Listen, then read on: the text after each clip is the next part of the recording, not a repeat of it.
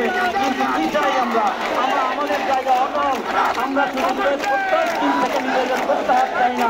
আমরা অন্য কোনো ক্যাডারের সাথে কোনো গাড়ি চলবে না, কোনো গাড়ি চলবে না। অসুস্থ মনে করবো ঘোরাও এই মনে করবো অসুস্থ টাকা আছে সবাই বানাতে যার মতো যেতে পারেন। দুটো কাঠিটা লাগছেন না